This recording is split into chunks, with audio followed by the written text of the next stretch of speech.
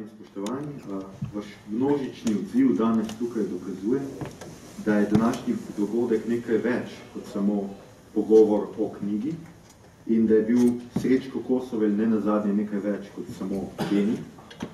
Bil je pesniški genij in današnji pogovor bo v znamenju dveh knjig pravzaprav, ki bi morali biti na policah vsakega humanista in ljubitelja literature, posebej vrhunske literature in poezije. Avgusta lani je pri študentski založbi, danes Beletrini, v izjemnem uredništvu Neže Zajc išla knjiga Zbrane pesmi Srečka Kosovela, to je knjiga tukaj v spredju na mizi, ki jo danes tukaj tudi predstavljamo, ki na več kot 1100 straneh prinaša vso verzificirano poezijo tega izjemnega pesnika, v imenu katerega na današnji izjemno sončni dan praznujemo 110. obletnico njegovega rojstva. No, 2 leti prej pa je šel genijalen uvid v ta opus, monografija o Srečku Kosovelu izpod peresa vodilnega slovenskega kosovelologa, dr. Janeza Vrečka, ki pesniku dokončno utrjuje mesto v vrhu moderne poezije 20. stoletja. Današnje popoldne bo torej potekalo v znamenju pogovora s profesorjem Vrečkom, ki ga bo z branjem Kosovelove poezije v nadaljevanju popestril Saša Tabaković, član ansambla SNG Drama, ki nas danes prijazno gosti tukaj in se ji v imenu Beletrine zahvaljujem že sedaj. Pripravili pa smo vam tudi manjše presenečenje. Profesor Vrečko vam je pripravil tudi krajše predavanje o enem od najbolj kompleksnih Kosovelovih koncov. Sicer vidim, da je tukaj zelo dosti mladih obrazov, ki so domnevam profesorovi študenti, ampak če nikoli niste bili njegov študent, potem boste najbrž presenečeni, če boste danes od tukaj odšli z neko nepotešljivo nujo o tem, da bi svoje življenje posvetili študiju književnosti. Zdaj pa za uvod najprej prisluhnimo besedam pesnika, o katerem bomo danes govorili, besedam Srečka Kosovela. Saša, prosim. Ljubljana spi. V rdečem kaosu prihaja novo človečanstvo. Ljubljana spi. Evropa umira v rdeči luči. Vse telefonske zveze pretrgane. O, saj je brežični. Slepi kon. Tvoje oči, kot da so iz italijanskih slik. Iz rjavih zidov vstajajo beli stolpovi.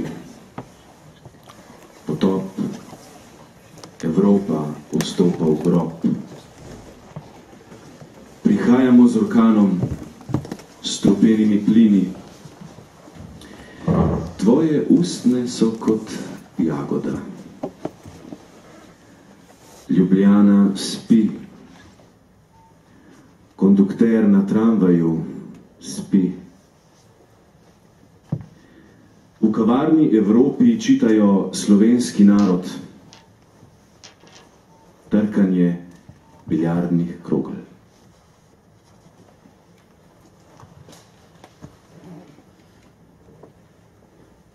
Kaj se vznemirjate?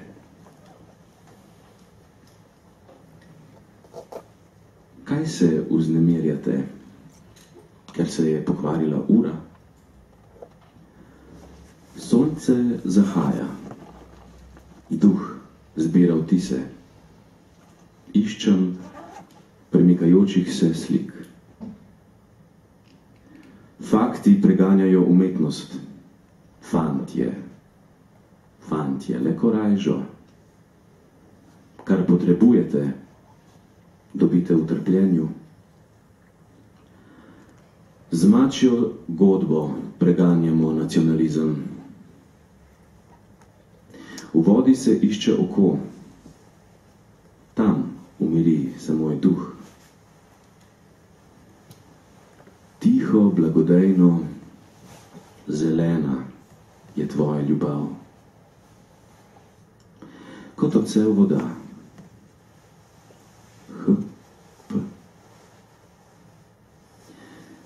V zlatem čovnu se vozim mimo senčnih dreves. Sem kot električna iskra, ki skače. Laisse-moi, laisse faire. Kaj se vznemirjate, kjer zahaja sonce? Ves svet naj gre k vragu. Nacionalizem je laž. Društvo narodov je laž. Včasih, ko sem obupan do smrti, pomislim nate, bela deklica. Vsi vtisi so zeleni. Tako blagodejna, zelena in dobra je tvoja ljubav. Kot zeleni odsevi vode. Duh zbira vtise. Mrtvo opazovanje je letargija. Aktivni duh zbira slike.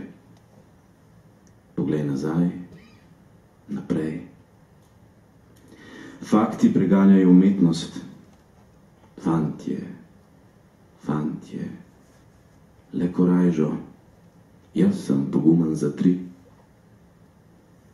V zlatem čolnu se vozim. Iz trpljenja zajemam vse, kar potrebujem.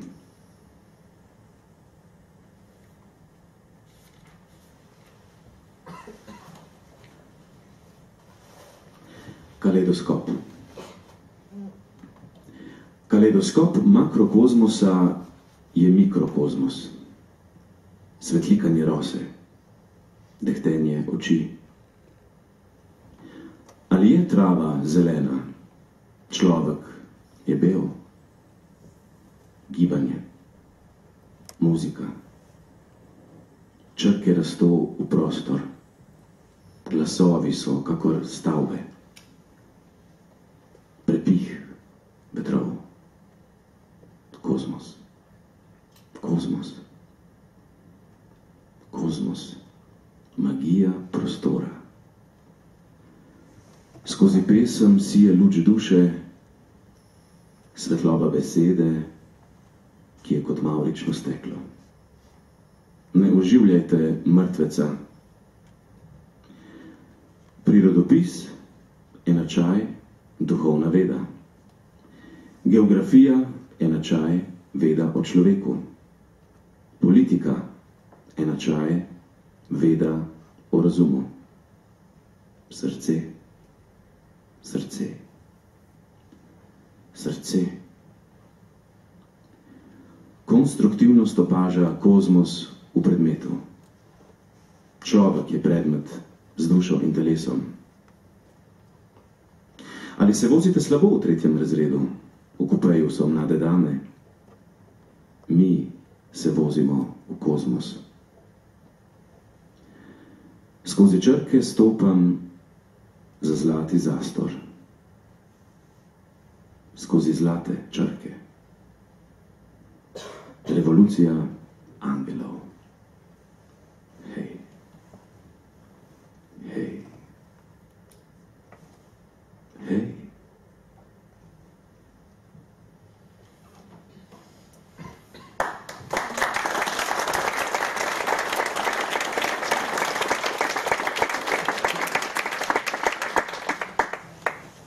Danes bom tole sicer večkrat ponovil, ampak upam, da nikoli za manj. Kosovel je bil genij, ki je umrl, še preden bi lahko v resnici začel svojo misijo. To nadaljujemo jo mi, zvesti bralci, občudovalci in sledilci, ki smo lani torej pridobili nov neprecenljiv zaklad v obliki njegovih zbranih pesmi, ki jih predstavljamo tukaj, na novo, verodostojneje prepisanih z vsemi opombami in dodatki. Knjiga, ki enkrat več dokazuje Kosovelovo veličino in preroško aktualnost. Zdaj pa poleg sebe pozdravljam njegovega najbolj zvestega in natančnega bralca, literarnega zgodovinarja, profesorja na oddelku za primerjalno književnost in literarno teorijo na bližnji filozofski fakulteti, nekje tam, dr. Janeza Vrečka. Profesor Vrečko, Danes ni nobenega dvoma več, da je mogoče delom Srečka Kosovela posvetiti celo življenje. V ogromni meri, seveda tudi po vaši zaslugi, ste vodilni, drznem si reči svetovni, kosovelolog. To, da začnimo na začetku, kako ste se vi srečali s Kosovelom? Zakaj ste si kot osrednji predmet svojega raziskovanja izbrali prav tega pesnika? In ne nazadnje, kako se je spremenil pogled svetovne oziroma slovenske literarne zgodovine na Kosovela od 80-ih do danes? Hvala lepa za to vprašanje. S Kosovelom sem se srečal med študijem, kako pa drugače, čeprav sem seveda že prej prebiral tudi njegove stvari, ampak pri profesoru Pirjevcu je bilo treba napraviti diplomsko nalogo in ker sem predtem že delal diplomo pri njem iz evropske moderne lirike, predvsem iz Baudelaira in Rimbaudja, je bilo nekako logično, da bi to isto stvar nadaljeval tudi na slovenskem. In tako sem se pač moral soočiti tudi s Kosovelom, vendar samo do neke mere, kajti profesor Pirjevec me takrat resno upozoril, da je profesor Ocvirk, tudi moj profesor, tisti, ki seveda zna reči in je tudi rekel zadnjo besedo o Kosovelu, da je profesor Ocvirk tisti, ki bo verjetno zelo občutljiv, če bo rečeno kaj takega, kar recimo ne bi šlo v kontekst njegovih raziskav. In takrat sem pa seveda na ravni diplome ostajal v tistih mejah, ki diploma recimo zahteva in predpisuje. Pozneje sem seveda za doktorsko tezo raziskoval evropsko zgodovinsko avantgardo, se pravi evropske pesnike, avantgardiste med leti 1910-1930, in tudi tam seveda ni bilo mogoče iti mimo Kosovela.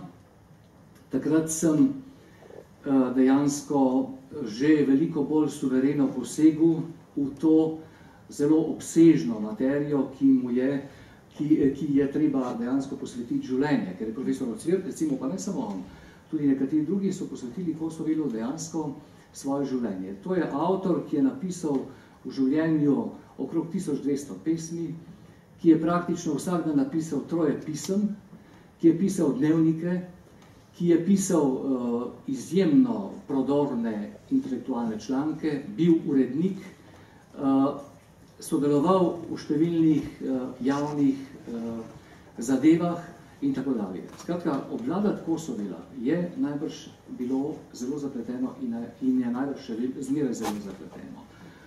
Kaj se je spremenilo? Takrat, ko sem leta 1986 pisal ta svoj doktorat, seveda sem že odkril nekatere pomembne zadeve, ki so spreminjale podobo Kosovela, kakor je bil znan dotlej, ampak vendarle nisem znal reči bistvene stvari o tistem, kar je bil najtežji problem v raziskovanju Kosovela. To je njegov konstruktivizem. Profesor Ocvirk je bil prvi, ki je postavil tezo, da je Kosovel bil konstruktivist, na osnovi tega, da je pač skušal urejati revijo Konstrukter, na osnovi tega, da potem skušal urejati revijo Kons, ki bi bil glavni urednik sam, na osnovi tega in predvsem tega seveda, da je svoje konstrukcije poimenoval 4 črkami Kons. Vendar profesor Ocvirk še ni mogel seči v ruske arhive, nekatere stvari takrat še niso bile odkrite, raziskane tudi na ravni ruskega, pa tudi ne evropskega konstruktivizma, tako da je doživel pravzaprav hude napade nase, ne da bi tisti, ki so ga napadali, lahko dokazali neko svojo tezo. Stvari so se zelo zaostrovale in eden največjih sporov, kar jih imamo v slovenski literarni zgodovini, je pravzaprav spor okrog Kosovelovih integralov 26, ki so išli leta 1967. To je tista lepa srebrna knjiga, ki velja za najlepšo slovensko knjigo še vedno. In pri tem je nekako tudi ostalo. Se pravi, stvari so ostale odprte. Nakar sem na prošnjo profesor Bernika pred leti, tega zdaj že 10 let, privolil, da bom napisal novo monografijo za zbrana dela slovenskih pisateljev, ampak sem se tega zelo odtekal, ker sem pač mislil, da pravzaprav o Kosovelu ne morem povedati več kaj bistveno novega. Potem sem vendarle pristal na raziskovanje in nenadoma po 3 letih lahko rečem, trdega raziskovalnega dela odkril, da pravzaprav Kosovo ne vem ničesar. To je bila katastrofa. Moral sem v bistvu vse podreti, kar sem naredil do takrat, in začeti iskati na novo, ker sem pač seveda takrat začel intenzivno študirati ruski literarni konstruktivizem. Ne samo literarni, ruski konstruktivizem nasploh. In nenadoma so se mi začele odpirati stvari, ki so bile doslej popolnoma, bi rekel, neznane, nedostopne. Recimo v svojih dnevnikih Kosovel opisuje številne stvari in izraža številne misli, ki jih noben od dotlejšnjih raziskovalcev z mano vred ni znal pojasniti. Zdaj se mi je nenadoma odprlo vse. Znal sem pravzaprav prebrati vse, kar je v teh dnevnikih, moral sem celo nekatere stvari popraviti, ker so bile napačno dešifrirane, ampak to ni napaka profesora Cvirka. Naj povem kot anekdoto, da je Kosovel imel izjemno nečitljiv rokopis, ker je pač pisal strahotno hitrostjo, spal je samo 2 uri na noč, kot se ve. In profesor Cvirk je te stvari reševal tako pri dešifriranju teh rokopisov, da je pošiljal te rokopise ljubljanskim apotekarkam, ki znajo brati doktorske rokopise, rokopise zdravnikov, ki so pač doktorska pisala. In te so znale prebrati nekatere popolnoma nečitljive pasaže pri Kosovu. Zdaj je bilo to pravzaprav tudi pred mano. S podobno situacijo se pravzaprav srečuje vsakdo, ki se je s Kosovom tako drugače ukvarjal. In seveda, hvala Bogu, lahko rečem, uspelo mi je odkriti tisto, kar ni uspelo nikomur doslej, da je Kosovel sjajno poznal ruski konstruktivizem. Zelo resno sem prvič moral vzeti misel, ki jo naznanja v nekem pismu neki svoje oboževalk, ki ga je veliko oboževalk, zelo pomembno, je bil zelo šarmanten fant, oziroma potem tudi že mlad gospod. Pravi, zdaj se učim ruščine in zdaj že napredujem, tudi kot Cimra se je zbral nekega streljcova, ruskega emigranta in tako dalje, da je lahko hitro napredoval v znanju ruščine. Potem pa pravi, čez nekaj časa, zdaj pa že predvajam Tolstoja. Tako da je lahko v 6 jezikih mimogrede bral stvari, ampak v ruščini je to seveda, ta ruščina je poseben podatek ravno v zvezi s ruskim konstruktivizmom, ker lahko bral originale, ker lahko bral stvari, ki jih dotlej pač nihče ni bral na tako študiozen način, ker je vse te stvari dobival ali v ruski matici v Ljubljani, ali ker so mu jih prinašali prijatelji, predvsem Ivo Grahor iz Sovjetske zveze. To je zdaj pravzaprav tisto najbolj novo pri Kosovelu, da prvič je razrešen ta, bi rekel, največji spor v slovenski literarni zgodovini, kjer so se sodelovali vsi pomembni literarni zgodovinarji, pa ne samo slovenski, in drugič, da ne velja več teza, ki je veljala doslej, da Evropa ne pozna literarnega konstruktivizma. Zdaj vemo, seveda, da je Kosovel eden vodilnih literarnih konstruktivistov v Evropi, če ne celo edini. Morda nam bo uspelo to dokazati, celo to še delamo, Kosovela ni mogoče oddelati do konca, to še študiramo, morda nam bo uspelo dokazati, da je bil celo edini konstruktivist. Ker, kot rečeno, je bil prepričan, o tem piše recimo v manifestu Mehanikom, pravi, revolucija se je zgodila v literaturi najprej v državi SHS in sicer v Sloveniji. Potem pa šele v inozemstvu. Pravi, natančno ve, kaj je počel, kako je počel, zakaj je to počel in tako dalje. In si zato tudi prizadeval za objavo teh stvari. Prosim. No. Ja, ker se bom nekje vstal. Danes je Kosovela mnogi predstavljamo kot nekakšno rdečo raketo, kot tega, kot sem že rekel, genija, ker nam bi vsa ta poezija prihajala dejansko iz niča. Da je to poezija, ki je zrušila slovensko literarno tradicijo. Ampak v resnici je ta poezija nekako rasla organsko iz njega. Povedati hočem, da velikokrat pozabimo, da je bila pesnikova mati Katarina izobražena, po svetu razgledana ženska, oče Anton, narodno-zavedni učitelj. Pozabljamo na bližino, takrat sicer morda že nekoliko umirajočega, zahajajočega, ampak še zmeraj metropole Trsta, in pa seveda na to, kako je nam osobno vplival na kvadrate razdeljen ocean, se pravi Kras. Kako pojasnjujete to, odkot ta njegova strašna poezija, odkot vsi ti izviri genialni te njegove poezije, povsem drugačne morda od vsega, kar je nastajalo na tem področju? tudi iz nekih zgodovinskih oziroma življenjskih faktov. Pri Kosovelju je zanimivo to, seveda, da je sebe razumel kot pesnika, ne? In se imel za rojenega pesnika. O tem večkrat piše. Večkrat tudi pravi, da je njegova naloga, da napravi v poeziji tisto, kar bodo drugi napravili v politiki. Zdi se mu, da je mogoče tisti, ki bo prenovil slovensko poezijo in sicer na evropskih temeljih, da ne bomo Slovenci, kot je recimo še vedno trdil njegov profesor Prijatelj, ne, zmeraj capljali za Evropo svojih 50 let. Ne.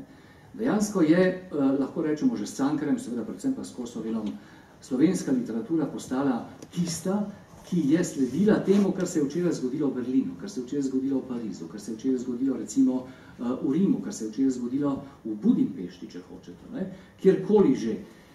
In Kosovel je bil o teh stvarih absolutno informiran. Prvič zato, ker je lahko vse te stvari spremljal v tujih jezikih, ne. Drugič zato, ker si je priskrbel s to literaturo, in tretjič seveda, ker je želel ustvariti neko literaturo, ki bo za Slovence izjemnega pomena in bo recimo v tej zakotni Sloveniji, ki jo sam imenuje zelo posrečeno dežela s slamnatimi strehami, da bo torej v tej deželi s slamnatimi strehami ta poezija prispevala ne k neki revoluciji, krvavi revoluciji, ne, kot se je to zgodilo v Sovjetski zvezi, ampak k neki duhovni revoluciji, k beli revoluciji, kot jo sam imenuje, k nekrvavi revoluciji, se pravi k nečemu, kar bo človeka etično prenovilo. To je zanj bistvena odločitev. Ne. S tem, da seveda njegova poezija nikoli ni bila dejansko literatura s tezo, ne, obremenjena s temi etičnimi postulati. No, ravno zaradi tega študija, ker je študiral vse te avantgardne tokove, takrat sočasne, so Kosovela v preteklosti mnogokrat povezovali s futurizmom. Vi ste popolnoma nasprotni tej tezi, da Kosovel ni futurist. Seveda ne, Kosovel je bil futurist, tudi to je bil. Ne. Kosovel najprej začenja pisati tam nekje pri 12 letih, to je zelo zgodaj. Ne. Potem v gimnazijskih letih je zelo tesno sodeloval s Podbevškom, ki je bil takrat recimo vodilni slovenski futurist. Mi iz tega obdobja nimamo ohranjeno bog ve kaj gradiva, imamo pa neko pesem o sanji, ki je pisana z rdečim in z črnim črnilom. Se pravi dvobarvno, tako kot je to zahteval tudi Marinetti. Kosovel je jasno študiral italijanščino, francoščino, ne? In je seveda tudi kot primorski Slovenci zelo tesno spremljal dogajanje na recimo italijanski literarni in umetniški sceni. Ampak zanj futurizem nenadoma in v nekem trenutku, tako kot je to veljalo tudi za Podbevška, ni bil več tisto, kar bi lahko bilo vodilo v njegovem ustvarjanju.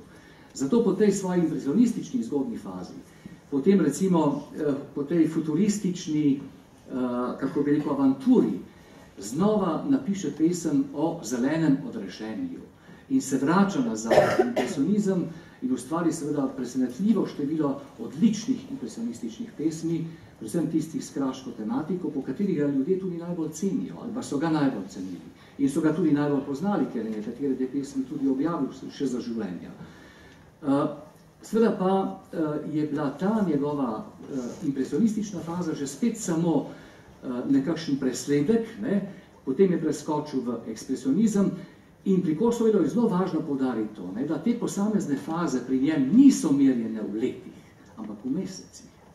Njegovo življenje je bilo tako intenzivno, da je dejansko to, kako bi rekel, šlo skokovito od gibanja do gibanja, od smeri do smeri, s tem, da seveda je v zadnjem času, ne, potem, ko je stopil v ekspresionizem, ugotovil, da je pravzaprav ekspresionizem mrtev, čeprav je o tem ustvaril nekaj svojih najbolj sjajnih pesmi, recimo Ekstazo smrti. Ne.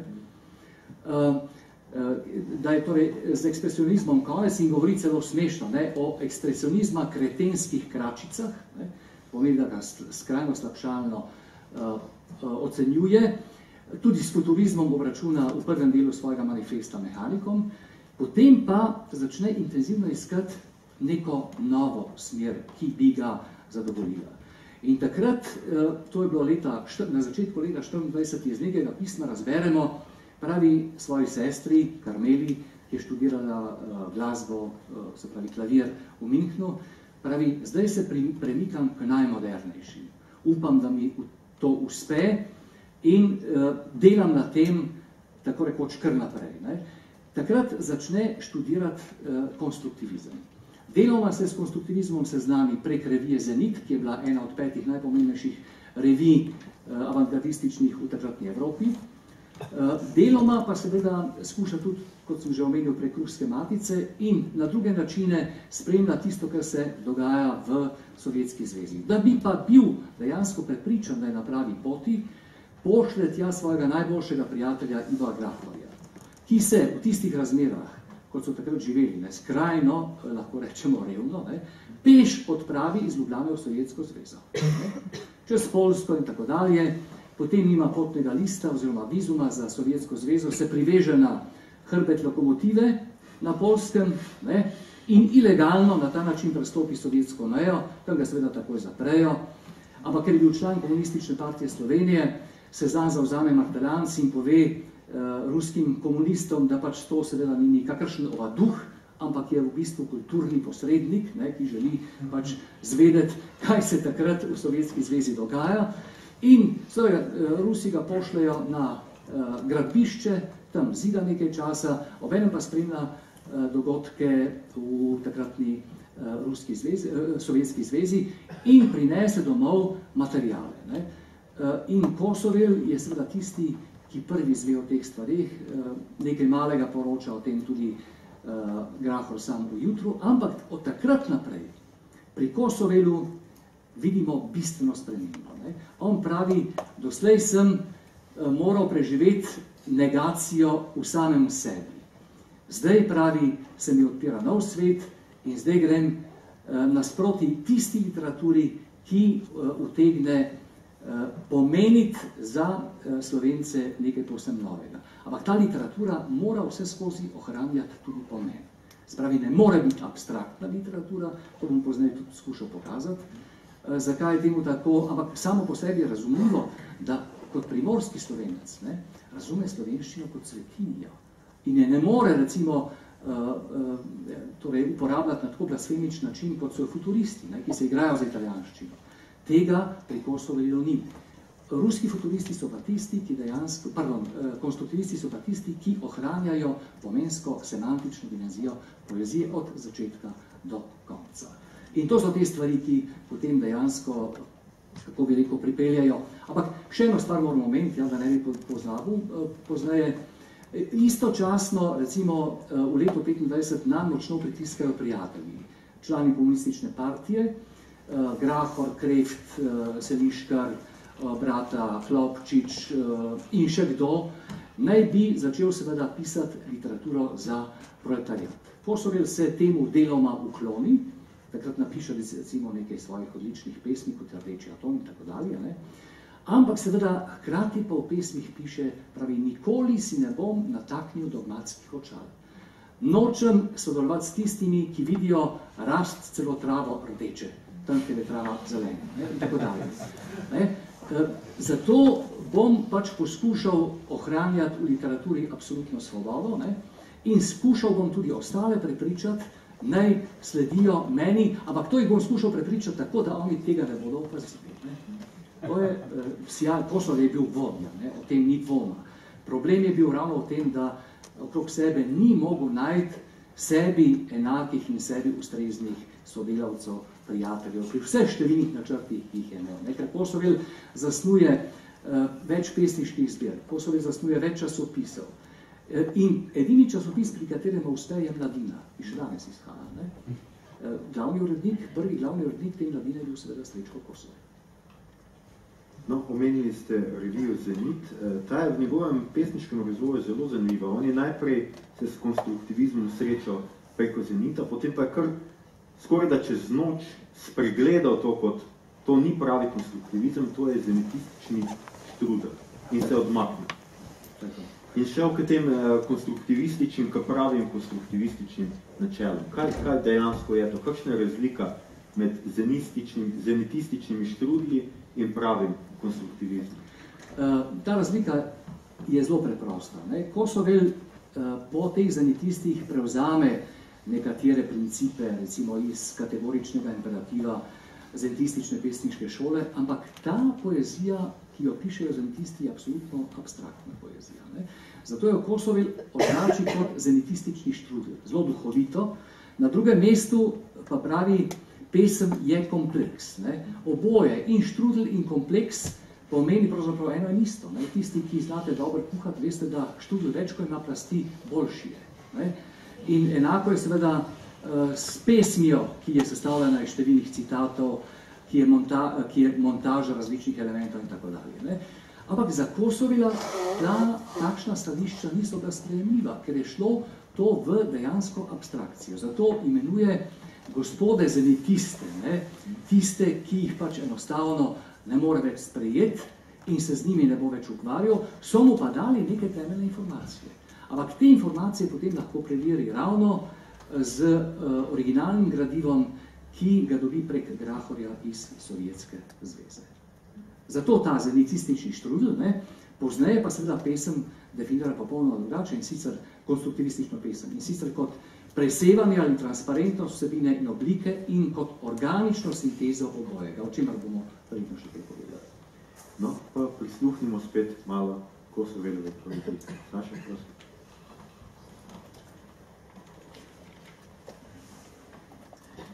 Pesem številka 1. Sonce sije. Zbudil sem se. Mislim že na cirkus in na Kolumbino. Sonce po cesti. Z menoj gre sonce. V trafiki kupim 4 zeta. O, kako majhna je trafika v primeri s soncem. Človek je kakor Martinček, ki ima rad sonce. In vendar sonce gre za menoj.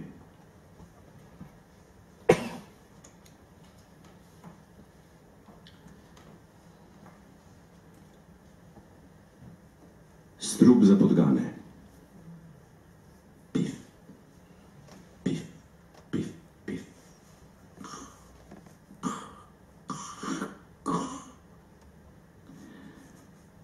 Podgana umira na podstrešju. Strihnin. O, moji zlati dnevi, kakor tiho sonce na podstrešju. Raz streho čutim dehtenje lip. Crk, crk, crk, crk, crkni. Človek, človek, človek. Ob 8. uri je predavanje o človečanskih idealih. Listi prinašajo slike bolgarskih obešencev. Ljudje čitajo in se boje Boga. Bog pa je na razpoloženju.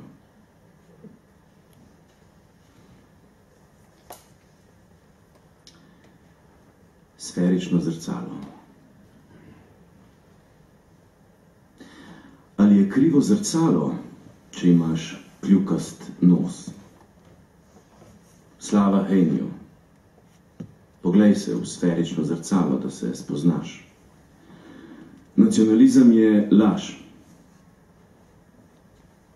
Kostanji za vodo šumijo.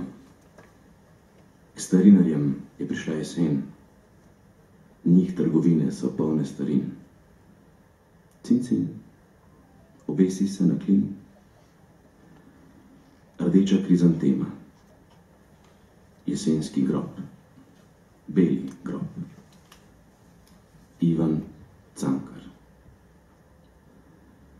Zakaj si izpustil zlati čoln v močverje? Hvala.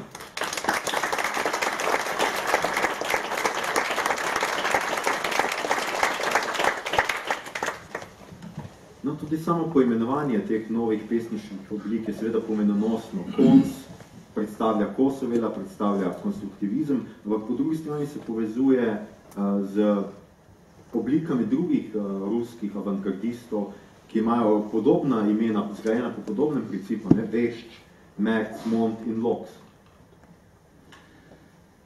Sami ste omenili to nenavadno oznako njegove konstruktivistične poezije, ki je sestavljena iz 4 črk.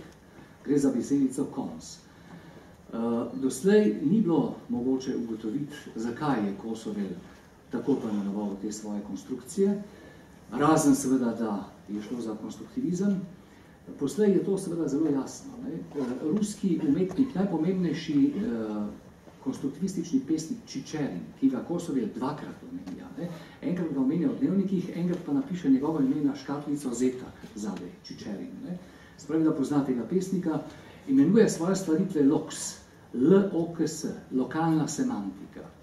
Recimo, drug pomembni ruski pesnik, Ernburg, skupaj s Švitersom, poimenuje svoje stvaritve Vešč. V ruščini pomeni to predmet, oziroma bolj natančno stvar. Ne? O tem bomo mogoče tudi kaj govorili o razliki med stvarjo in predmetom. Stvar, tudi iz 4 črk sestavljeno. Umetnik Kurt Schwitters poimenuje svoje stvaritve Merc, M-R-Z, Merzbilder, recimo. In je seveda odličen ustvarjalec, ki natančno pozna rusko konstruktivistično sceno. In potem imamo tu še Hilsenbecka, dadaista, ki recimo potem postane, tako rekoč, berlinski dadaist, ki svoje stvaritve pomenuje Mont, M-O-N-T. Spravi, vsakokrat gre za 4 črke, ampak, če pogledate, generalno vidite, da je Kosovel tu najoriginalnejši. On dejansko poimenuje svoje konstrukcije kot konse, pri čemer se seveda ti konsi pokrivajo tudi začetno črko, povsem slučajno, njegovega priimka, Kosovel, in se seveda pokrivajo tudi z njegovim krstnim, nesojenim krstnim imenom, kajti Kosovel je bil 5. otrok v družini in bi moral biti Kvintiljan. Se pravi, da gre v konsih dejansko za prekrivanje vseh teh elementov, hkrati seveda je pa to ostra polemika že v samem naslovu s, bi rekel, osrednjimi principi tradicionalnega umetniškega dela, s recimo tistim, kar pravzaprav Kosovel želi preseči svojo poezijo. Predvsem seveda tu mislim na načelo posnemanja, predvsem mislim na načelo avtonomije umetnosti, predvsem mislim seveda tudi na načelo estetskega užitka in tako dalje. Vse te stvari so v njegovi kratici kons presežene. In Kosovel jih tudi uspešno presega, zdaj teh konsov je malo, je treba povedati, resnici na ljubo. Recimo dober ducat je odličnih konsov. Tistih, ki recimo ustrezajo temeljnim principom ruskega literarnega konstruktivizma.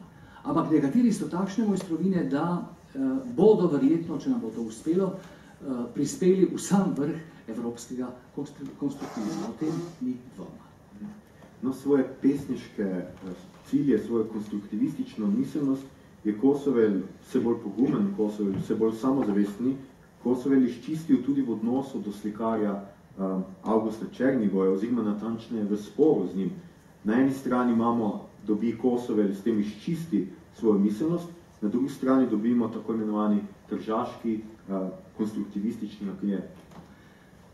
To je izredno zanimiva zgodba. Jaz bom tu pokazal zdaj ta tržaški konstruktivistični ambient. To je slika originala iz leta 27 v Trstu, v Ljudskem vrtu. To je rekonstrukcija tega ambienta v Moderni galeriji. Tam si lahko gledate zdaj ta ambient, kot je postavljen. Zakaj gre pri tej stvari? Leta 23-24 pride August Černigoj, ki ga danes vsi poznamo seveda kot enega pomembnega slovenskega konstruktivističnega slikarja, vsaj tako nekateri mislijo, v München študirati in tam seveda takoj spozna najlepšo žensko, ki je bila takrat, v katero so bili takrat na Slovenskem zaljubljeni vsi, ki so kaj veljali. Med drugim tudi Josip Vidmar. Josip Vidmar napiše, da Karmeli Kosovel, mislim na njo, najlepša ljubezenska pisma. ker jih je mogoče brati v slovenski literaturi. Če ne znate pisati ljubezenskih pism, preberite Vidmarjeva pisma Karmeli Kosovel, ki so išla v samostojni knjigi. Černigoj se nesmrtno zaljubi v Karmelo in Karmela mu začne pripovedovati pravi viršenstvom poljubljanega genialnega brata, ki se ukvarja z zelo modernimi stvarmi in tako naprej. In potem si dopisujeta Černigoj in Kosovel med seboj in po mojem globokem prepričanju je Kosovel tisti, ki inicira Černigoja, naj pusti Münchensko akademijo, na katero tako ni bil sprijet, ker je moj profesor rekel, da ima predolge prste, in ne gre na Bauhaus študirati. In Černigoj je po doslejšnjih izsledkih edini Slovenec, ki je študiral na Bauhausu. Z Bauhausa, tam si seveda skozi dopisujeta s Kosovelom, Kosovel mu tudi pošle na Bauhaus fotoaparat, ker je potreboval, zato da bi slikal nekatere stvari, ki so bile verjetno pomembne za oba. In potem bi moral Černigoj, ko mu je zmanjkalo denarja za študij, oditi nazaj v Trst. Ampak ne odide v Trst, ampak v Ljubljano. In to zaradi Kosovela, kot pravi v spominih, da bosta skupaj naredila eno revolucijo, kot pravi. Ne? In zato se tudi nastani Černigoj čisto v bližini univerze, v Gospovski ulici 5, čim bliže univerzi, da bi pač ta revolucija čim prej lahko delovala, najprej na univerzi, jasno. Ne? Ampak seveda, čim se Černigoj pojavi v Ljubljani, oziroma že prej Kosovel piše, naj ne hodi v Ljubljano, ne gre kar v Trst, ker je bilo to nenavadno. Ampak če spremljamo njuno razmerje pozneje, lahko ugotovimo seveda, da Černigoj, kljub temu, da je študiral na Bauhausu, ni vedel o konstruktivizmu toliko kot Kosovel, ki je bil v neki megleni, sivi, močvirni Ljubljani, kot jo je sam imenoval. In takoj, ko je prišel v Ljubljano, je med njima nastal konflikt. Černigoj potem pripravi prvo konstruktivistično razstavo na šoli, srednje tehnični šoli, nasproti današnje filozofske fakultete, ki jo takrat še ni bilo, v telovadnici. In Kosovel na to razstavo ne pride. Ker je prepričan seveda, da to ni tisto, o čemer sta se pogovarjala, oziroma da je verjetno to posledica tistega, v čemer si nista bila soglasna.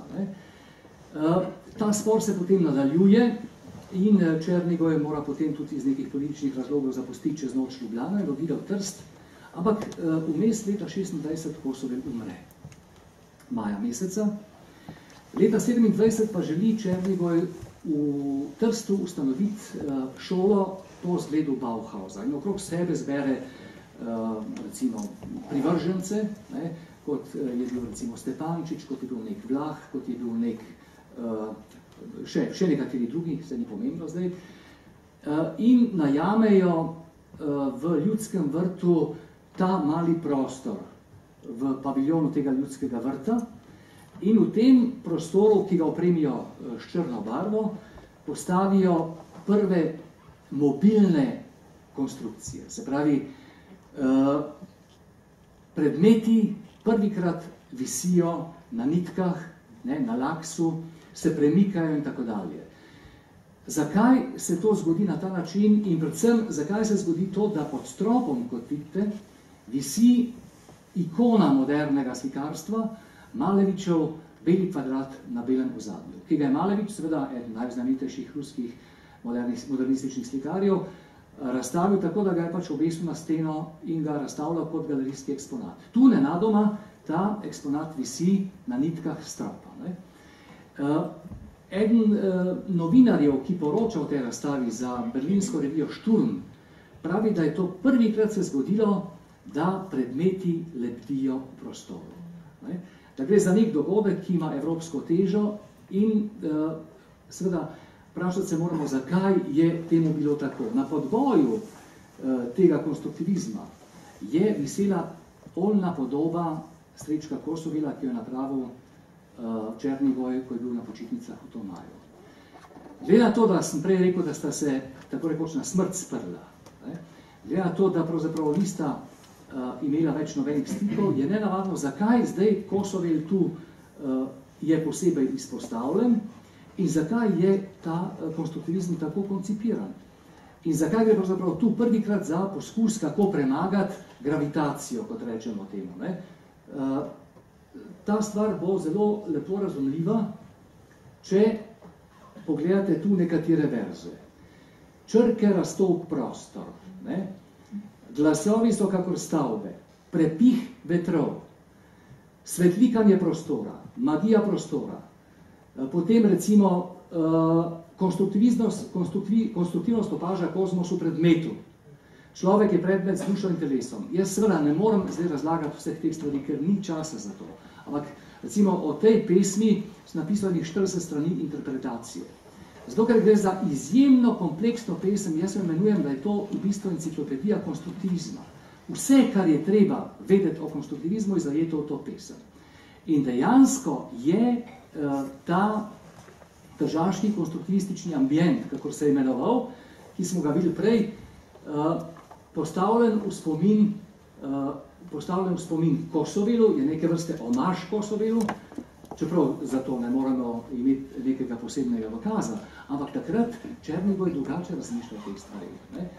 In če te stvari postavi na ta način, če dejansko se po tem konstruktivizmu ozre celo evropska kritika, Willy Nürnberg piše o tem šturmu, kot sem že prej rekel, potem gre najbrž za evropsko pomemben dogodek, v ozadju katerega je Kosovel. Kajti Kosovel je pa o teh stvarih pisal že leta 25, se pravi 2 leti prej, in verjetno je v ozadju teh dveh popolnoma različnih pojmovanj ravno to, da se Kosovel in Černigoj nista sporazumela. Moram pa povedati, da je Černigoj imel neko smolo na Bauhausu, ker sta bila njegova profesorja dva. En je bil Vasilij Kandinski, ki ga gotovo vsi poznate kot velikega slikarja, ne, ruskega, ki je prišel iz Sovjetske zveze, ker se tam pač ni mogel sporazumeti s svojimi prijatelji slikarji. Potem je pa na Bauhausu pravzaprav gnal naprej to svojo teorijo slikarstva, abstraktnega slikarstva. Ne. Drug njegov profesor Černigoj, profesor je bil pa Moho Inač, madžarski umetnik, zelo mlad, star 22 let, ki pa seveda ga Gropius, direktor te šole Bauhaus, pripeljal na Bauhaus prav zato, da bi spodrinil Kandinskega.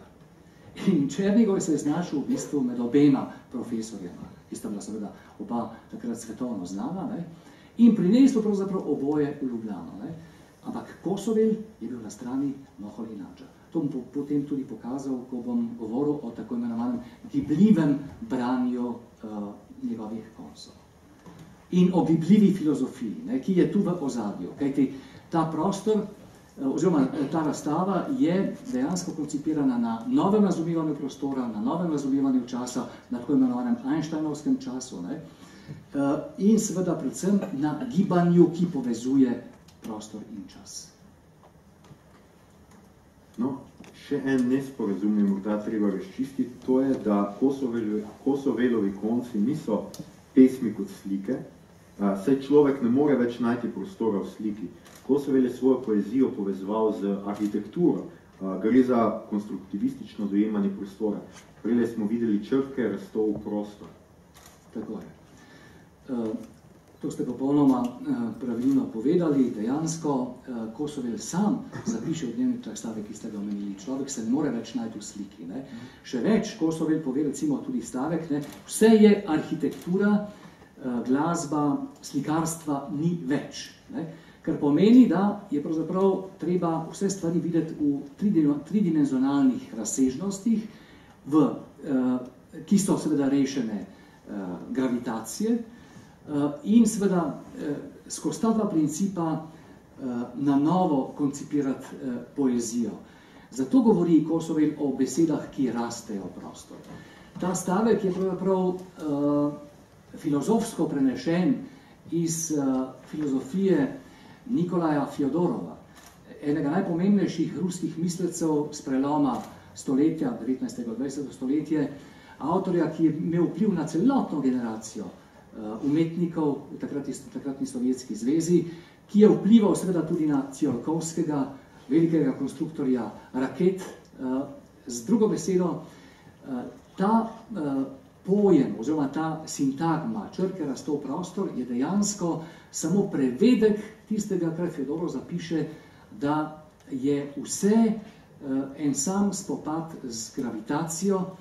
In Malevič, če povem za primer, Kosovel odlično pozna to njegovo teorijo, Malevič trdi, ker tudi citira iz te knjige Malevičeve Bog ni ukinjen, Malevič trdi, da je pravzaprav vsa zgodovina človeštva en sam spopad z gravitacijo. Kajti na začetku sveta, pravi Malevič, je bil svet brez težnosti, ne? Ko je Bog ustvaril svet. Ko sta pa Adam in Eva napravila prvi greh in jedla od drevesa spoznanja, je Bog človeštvo kaznoval z gravitacijo. In vsa zgodovina človeštva je en sam upor tej gravitacije, en sam spopad s to gravitacijo. Ne? Zato je arhitektura pravzaprav tudi najbolj jasno zunanje znamenje tega, kako se človek skuša odlepiti od tal. In zato ima seveda Kosovel ti znameniti vers, ne, v pesmi Kaleidoskop, Revolucija angelov. In sprašuje, ali se dame vozite udobno v kupeju 3. razreda, ker je vlak seveda zmeraj sinonim za nekaj, kar se ne more odlepiti od tal. Medtem ko je raketa, ne, Sputnik, ali recimo kozmična ladja, tista, ki gre, in zato ki gre v vesolje. In zato Kosovel tudi vabi te dame, naj se z njim peljejo v kozmos. Ne? Revolucija angelov je pa seveda revolucija tistih angelov, ki so skozi vso evropsko umetnost edini bili sposobni premagati gravitacijo. Vse veste, da angelčki zmeri leptijo, ne? S svojimi krilci in kažejo svoje ritke in tako dalje. Ne? Veselo na pol nekje v zraku. Ne? To je to. Vse te stvari so zajete v teh njegovih pesmih, so pa pojasnjene v recimo njegovih dnevniških zapiskih, ki so ostali do zdaj pravzaprav neke vrste tabula rasa. Ne?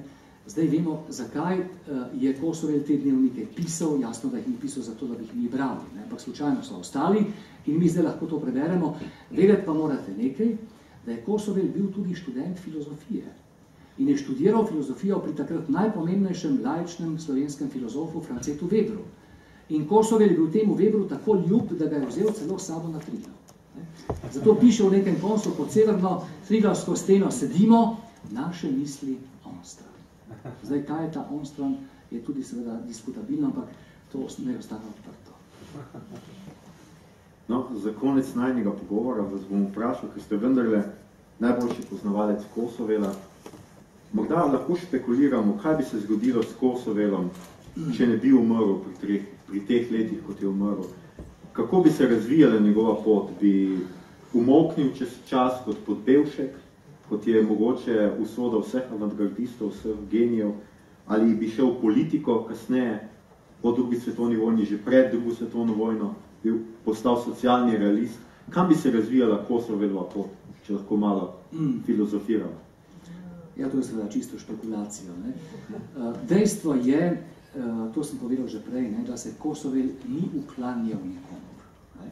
In da je jasno in glasno povedal večkrat, da pač nedogmatskih cokl in nedogmatskih očal si pač ne bo nikoli nataknil. S tem v zvezi je treba opozoriti na nek dogodek, ki je izrednega pomena, po mojem mnenju, za zgodovino Slovencev v celoti in še posebej za zgodovino literature na Slovenskem. To je ta znamenit Kosovelov nastop v Zagorju, kamor je odšel na povabilo Mileta Klopčiča in je tam predaval seveda knapom, rudarjem, in ti knapi so, ko je prebral Ekstazo smrti, vstali in stoje aplaudirali Kosovelu. Tako so bili navdušeni nad njegovim predavanjem in seveda še posebej na njegovo poezijo. Potem se pa zgodi to, da se seveda ti fantje, ki so bili tam, Seliškar, Klopčič, Kreft in drugi, nekoliko zaklepetajo, zamudijo zadnji večerni vlak. In nenadoma seveda Kosovel prenoči v čakalnici v postaji na Zagorju, na železniški postaji v Zagorju, pri minus 23 stopinjah, nezakurjena čakalnica, medtem ko ostali prebedijo noč, ali pa recimo praznujejo to uspešno praznovanje, če se milo izrazim, v neki zakurjeni sobi ali celo gostilni. Ne ve se točno, kje je to bilo. Ne. Skratka, Kosovel je ostal sam. Ne. Zgodi se točno tisto, kar piše. Ne. Sam seboj hočem biti, sam hočem vse, kako že gre, domisliti ali nekaj takega. Ne. Z eno besedo, zakaj Kosovel ostane sam? Ali je dejansko izločen iz te družbe, ali se izloči sam, ker se noče ukloniti tem svojim levo orientiranim prijateljem, ki so videli, torej, kot sem že prej rekel, rdeča trava celo tam, kjer rdeče trave ni bilo, tako dalje. Vsi so mu seveda tudi potikali literaturo, ne, ko so vse prebral, karkoli bi dodal. Recimo, komunistični manifest je prebral, Kapital je prebral, vse je prebral. Lunačarskega je bral, Buharina je bral, vse je bral, ne, zato tudi ni imel časa spati. Ampak bral je tako, seveda, da je do vsega tega imel kritično distanco. Ne. In zato mislim, da je tu prišlo do nekega spora med takratno slovensko levico in Kosovelom, da je pravzaprav tu dejansko se odprl tako imenovan spor na slovenski levici, ne, ki ga pač enostavno drugače ne znam pojasniti kot tako. Če bi Kosovel preživel, Kosovel ni vedel, da bo umrl. Ne. On se je dejansko to noč prehladil smrtno, potem umrl za meningitisom, ampak do zadnjega ni vedel, da bo umrl. In je pravzaprav bil besen na tem, da mora umreti. Ne. In ni želel umreti. Ne. Boril se je do zadnjega smrtjo, ampak smrt je bila zanj v bistvu odhajanje v prostor. Ne. On pravi, smrt je veselje. Ne. Smrt je nekaj, kar ne pomeni konca, ampak vse to seveda v duhu tega novega, sferičnega razumevanja prostora, v katerem bomo mogoče še kaj rekli. No, jaz mislim, da je zdaj ravno napočil pravi trenutek. Hvala, profesor Vrečko, za tale pregled, za tole vodenje po teh Srečka Kosovela. Zdaj pa lepo prosim, pripravili ste kratko predavanje in sicer o sferičnem zrcalu. Hvala lepa. Ja bi tudi pokazal samo nekaj slik za začetek. To je to znamenito sferično zrcalo v rokopisni obliki, kot vidite. Ne. Ta pesem doslej ni doživela interpretacije.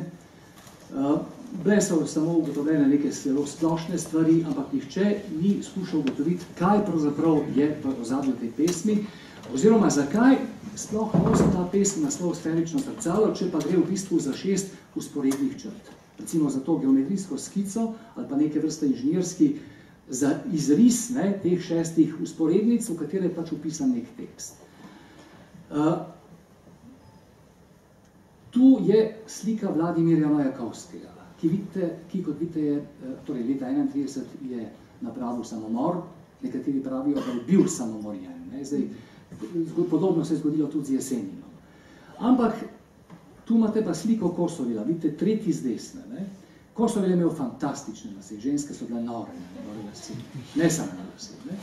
Ampak tu vidite Kosovela, da je obrit do glave, ne? Na balin je postrižen. Zakaj? Zato, ker sledi Majakovskemu. Ne? Njegova mati ga je skoraj ubila zaradi tega, ker se je ostrigel tako lepe lase. Ne? Skratka, tudi po tej plati vidite, da je Kosovel sledil, ne, tem zgledom in je hodil okrog po Ljubljani tako kot Dragan Živalinov.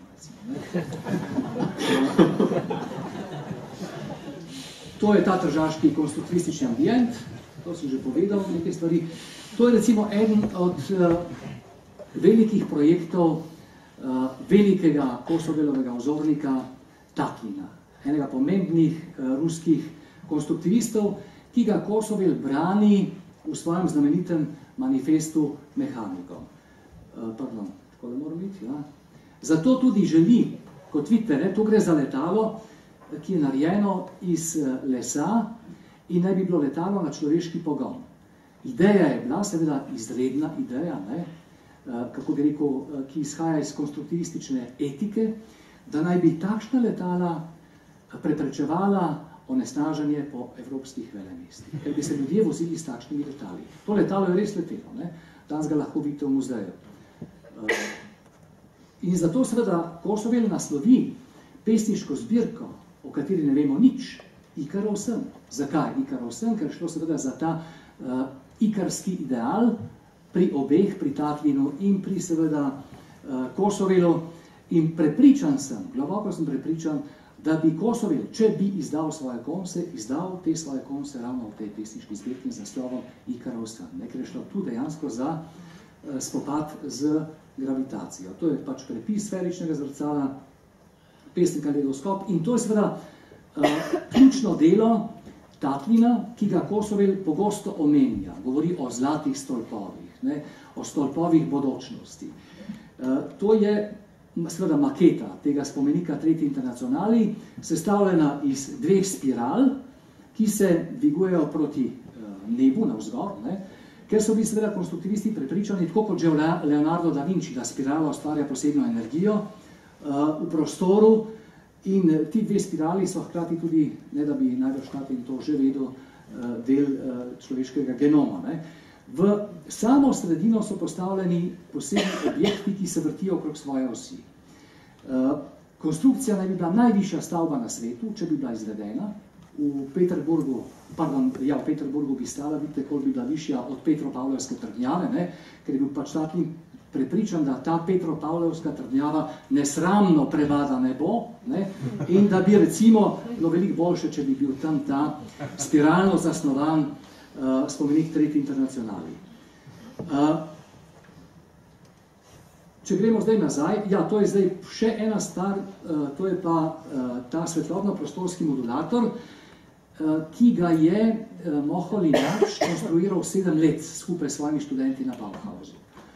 In to je stroj, ki je, vidite, ima tudi spiralni element v sredini, žal se tu ne vidi, mislim prav dobro, pa se vidi tam zadaj, in je pravzaprav stroj, ki slika na stene svetlobo, s pomočjo svetlobe. Gre za svetlikanje prostora, za magijo prostora, za prepih vetrov, skratka za vse tisto, kar je Kosovel tudi zajel v svoji pesmi Kaleidoskop. In po mojem prepričanju je Kosovel moral poslati svoj fotografski aparat Černigoju prav zato, da je fotografiral ta predmet, ki ga je Černigoj videl na Bauhausu. Ne? Zdaj gremo pa seveda na samo sferično zrcalo. Ne? Za konstruktivizem je seveda tipično to, da gre pogosto za nekakšno neskladje med naslovom in pesmijo samo. Ne? Mi smo rekli pač, da seveda ta sferičnost ni nikjer navzoča, ker je sferičnost vedno pač tista, ki je tako drugače upognjena. Kosovel zasnuje to pesem v skladu s svojo gibljivo filozofijo, hkrati pa seveda pesem postavlja pred ogledalo. Tu imate v bistvu, kot vidite, narobe obrnjeno črko K, oziroma ogledalni odsev črke K. V ta ogledalni odsev črke K je upisal nek tekst. Zakaj si izpustil zlati čoln močvirje? Ker gre seveda tu za polemiko s tako imenovano evklidsko geometrijo. Z geometrijo, ki jo vsi poznamo iz srednje šole. Kosovel, moram še enkrat povedati, če še nisem, ampak mislim, da nisem, je bil izredno poučen o najsodobnejših dogodkih v takratni moderni fiziki. Ker je končal realno gimnazijo, imel ogromno matematike in fizike, bil je tudi dober v teh predmetih, celo inštruiral te stvari. Ne? Tako da je poznal te zadeve in seveda je vedel natančno, da znotraj evklidske geometrije dve vzporedni črti ali premici se nikdar ne križata. Ne? Vedno ostajata vzporedni. Če pa zdaj seveda pogledamo sferično zrcalo, pa pomeni seveda, da jaz bom zdaj skušal skrajšati to zadevo, ne, ker se nam najbrž že malo mudi. Če pa vidimo ta naslov in ga primerjamo s tem izrisom, pa seveda moramo razmišljati drugače. Moramo razmišljati o Einsteinovski geometriji oziroma o Einsteinovski fiziki in o tako imenovanem ukrivljenem ali sferičnem prostoru, kjer pa seveda velja popolnoma druga zakonitost, da se dve vzporedni premici nekje v kozmosu križata. Kar pomeni seveda, da Kosovel dejansko tu nariše sferično zrcalo. Ker v resnici se teh 6 premic nekje križa, predvsem gre tu seveda za to sferično podobo, za to sferično obliko. Druga stvar, ki je izrednega pomena, pa je ta, da se tekst, ki je tu levo, ogleduje v tem ogledalu. Ruski konstruktivisti zelo pogosto postavljajo stvari pred ogledalo, zato ker tisto, kar je v ogledalu, je zunaj območja gravitacije. Ne? Ni podložno, recimo, načelu zemeljske težnosti in tako dalje. Tako da ta tekst lebdi zdaj v zraku, recimo, ne? In je pred nami pravzaprav več elementov te pesmi. Najprej se na začetku sprašuje, ali je krivo zrcalo, če imaš kljukast nos. In pove v, recimo, neke vrste razlagi te pesmi, da se človek ne sme gledati v ravnem zrcalu, ker to ravno zrcalo ne pokaže resnice človeka. Se pravi, tista mimezis ali načelo posnemanja, ki velja za vso tradicionalno evropsko umetnost, ne velja več in ni tisto, ki bi recimo človeka pripeljalo do neke resnične podobe. Treba se pogledati v sferično zrcalo, da se spoznaš. Ne? To je popolnoma jasno povedano. Ne? In potem imate zdaj nenadoma, torej ta vers nacionalizem je laše citat iz časopisa, one pa kostanje, ki za vodo šumijo, k starijanjem prišla jesen, njih trgovine so polne starin, cin, obesi se na klin. Ta del teksta, kot vidite, je postavljen točno v središče tega sferičnega zrcala. Ker je seveda postavljen v fokus tega sferičnega zrcala na tistem mestu, kjer se ta podoba tega teksta, če bi ga zdaj gledal v sferičnem zrcalu, nenadoma pomanjša in obrne, pomeni, da Kosovel dejansko ta del teksta izpostavlja tej sferični geometriji, ga tako rekoč potegne iz območja posnemanja tradicionalne umetnosti, ga pomanjša in ga obrne na glavo, ker se ne strinja več s tradicionalno liriko. Zelo preprosto govorim. Ne? Zato tudi pravi cin, obesi se na klin. Se pravi, tisti, ki še pišejo o starinarjih, o trgovini polnih starin in tako dalje, o zelenih lipah. Ne? In Kosovel ima v vseh teh svojih koncih vedno ta, bi rekel, lirski moment. Tradicionalna slovenska literarna veda je rekla, pravi, ja, Kosovel je bil pač tak pesnik, da je moral zmeri nekaj povedati tudi o sebi, da se je moral izpovedati. Ne? Ni res. Kosovel pozna temeljno načelo ruskih formalistov, ki vedno govorijo o načelu potujitve. In tu je zdaj ta tradicionalna lirska pasaža vstavljena v to pesem kot neke vrste podpis samega Kosovela, ne? In sicer kot baržunast podpis, kot njegov podpis s tradicionalno liriko, s čimer se sam ne strinja več. Zato tudi na koncu postavlja rdečo krizantemo in s tem popolnoma zmede bralca, ki vedno govori lahko samo in bere lahko samo o beli krizantemi, ne? In jo povezuje s Cankarjem. Tu nenadoma, kot vidite, gre za to veliko spremembo, za nek vdor, za to, da je treba bralca čim bolj vznemiriti, z rdečo krizantemo, in seveda za jesenski grob, beli grob, ki je že spet povezan seveda s to tradicionalno literaturo. In ne gre pozabiti, da je spodaj podpisan Ivan Cankar, ampak desno spodaj je podpisan Srečko Kosovel. Kdo pa je zdaj ta Srečko Kosovel? Kaj pa ta Srečko Kosovel še zahteva od nas? Zahteva od nas protigravitacijsko branje. To je pa tisto, kar je najbolj šokantno. Svoj čas sem predaval na inštitutu Jožefa Štefana in so bili torej tisti fiziki popolnoma vzhičeni. Kako je mogoče, ne, da nekdo piše take stvari? Kosovel vam ne dovoli, da bi ta tekst brali na evklidski ravni, se pravi od zgoraj levo, ne, proti desno spodaj, od leve proti desni. Ne. Ampak zahteva od vas, da berete tak tekst, kot vidite, od spodaj navzgor. Zakaj si izpustil zlati čoln močvirje? Ampak ta tekst zdaj vsebuje še nekaj drugega, to ni vse. Mi moramo reči K, ker je črka K, Kosovel. Zakaj si izpustil zlati čoln močvirje? Lahko rečemo Quintilian, ker je to njegovo nesvojeno ime. Zakaj si izpustil zlati čoln močvirje? Lahko rečemo konstruktivist. Zakaj si izpustil zlati čoln močvirje? Ampak kaj pa je ta zlati čoln, ki ga je izpustil močvirje? Tu moram pokazati še eno stvar, ki jo verjetno Kosovel citira, ko govori, to vidite, tu imate, pogledajte, tatvina, ne, pri delu spomenika Tretji internacionali. To sem prej pozabil povedati, to je izjemno pomembna slika, ki jo Kosovel pozna. Zakaj? Zato, ker so spodaj, vidite, integrali, ker je spodaj znak za neskončno, ker je spodaj znak za nič in tako dalje. In ker imate tudi tu črko K, vidite to šestilo z tem navpičnim ravnilom, ne, s katerim pač Tatlin zdaj recimo konstruira ta spomenik Tretji internacionali. Na vrhu imate pa muzo, Tatlinovo muzo, ki ima zapečatena usta. Tega nihče do danes ni interpretiral, pa sem prebral vse mogoče stvari. Zakaj je tu ta muza tiho? To je, torej, kako bi rekel, kolaž Ela Lisickega, zelo pomembnega ruskega konstruktivista, ki ga je Kosovel sjajno poznal. Zato, ker je Tatlin leta 1922 razstavljal v Berlinu in so ga tam napačno interpretirali. Zelo na kratko povem, razumeli so ga, tega Tatlina, da pač ustvarja tako imenovano mašinenkunst ali strojno umetnost, ker je bilo to tudi v skladu s takratno rusko, recimo, komunistično doktrino, ne, ali recimo proletarsko doktrino, kakorkoli, kultovsko doktrino. V resnici je pa Tatlin delal prav narobe. Ni delal torej mašinenkunst, ampak je delal kunstmašine, umetniški stroj. Se pravi, da je v ospredje postavljal umetnost, ampak seveda hkrati zajel tudi vse tisto, kar je s to umetnostjo in s temi stroji povezano in združil oboje. Konstruktivizem namreč pomeni, Kosovel to sjajno pove, ne? Konstruktivizem namreč sintetizira moderno tehniko in organično naravo. Prva umetniška smer v Evropi, ki združi tisto, kar je bilo stoletja nezdružljivo. Ne?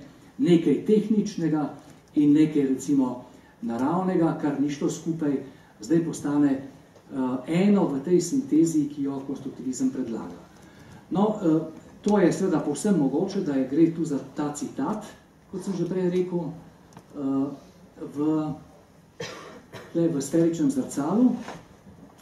Zakaj pa izpušča Zlati čoln močvirje? Ker seveda je Zlati čoln naslov Kosovelove pesniške zbirke, ki jo je že pripravil za izdajo.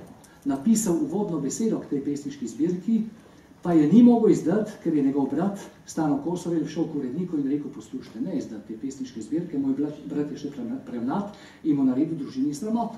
Ne? In seveda Albrecht te pesniške zbirke ni izdal. Ne? To so realne stvari, ki jih je treba povedati, in Kosovel govori o tem prav v tem vprašanju. Ne? Zakaj torej je ta Zlati čoln izpustil močvirje? Ampak Zlati čoln je zajemal njegovo bržunasto liriko, ne? Tako kot smo rekli na začetku, se pravi impresionistično liriko, tisto, od katera se je hotel zdaj posloviti. Ne? In zato seveda Kosovel zastavlja to vprašanje, hkrati pa sebe skozi to vprašanje, skozi to črko K, ki je pač narobe ali zrcalno odsevana, sebe upisuje kot avtorja te pesmi. Ne?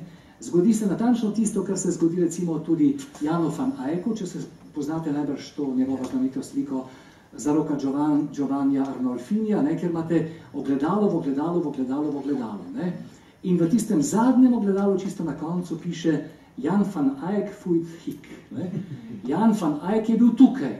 Kosovel pravi, jaz sem bil tukaj, ko je ta konc nastajal. Ne? Nisem sicer upisan s svojimi čustvi v to pesem, ampak sem upisan v to pesem kot njen konstruktor. Zato Kosovel na vprašanje, ali pišete srcem, odgovarja neki dami, oboževalki, ne, s pereso.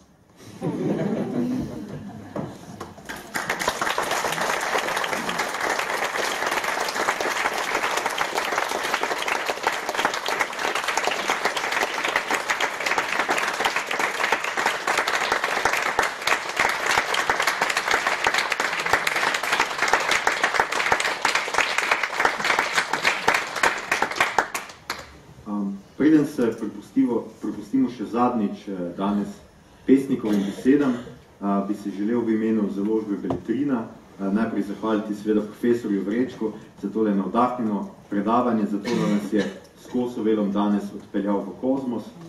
Zahvaliti bi se želel Saši Tabakoviću za odlično branje in seveda SNG Drami za to, da nas je tukaj prijazno gostila in vključila v svoj program. Potem bi se želel zahvaliti še Neži Zajc za uredniško delo na tem izjemnem projektu, ki je zbrana dela Srečka Kosovela, ter Igorju Grdini, ki je prispeval spremno besedo v knjigi. Žal sta danes službeno odsotna, zato se dogodka nista mogla udeležiti. Ne nazadnje pa seveda vam, čudovita publika ste bili, in seveda predvsem zato, da ste zamenjali toplo, zgodnje spomladansko sonce zunaj za vročino pesniškega sonca tukaj notri. Najlepša hvala, brez vas vse to ne bi imelo smisla. Knjiga pa je seveda na voljo s popustom, tamle za vogalom, takoj ko pridete ven, odnesite en kos Kosovela sabo domov in prijeten preostanek večera. Hvala.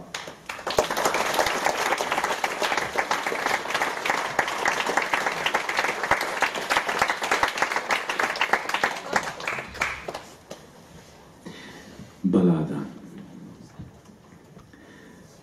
jesenski tihi čas prileti brinjevka na kras. Na polju že nikogar več ni, le ona preko gmajne leti in samo lovec ji sledi.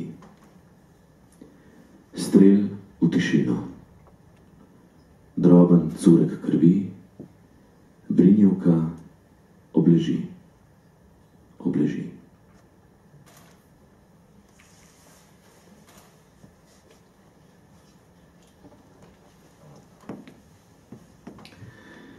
Pesem s krasa. Bori dehtijo, njihov vonj je zdrav in močan. In kdor se vrne iz njih samote, ta ni več bolan. Zakaj v tej pokrajini kamniti je vse lepo in prav? Biti, živeti, boriti se in biti mlad in zdrav. Bori, drugovi, tehteči, močni, tihi drugovi kraške samote. Bodite pozdravljeni v moji samoti, polni težke, otožne lepote.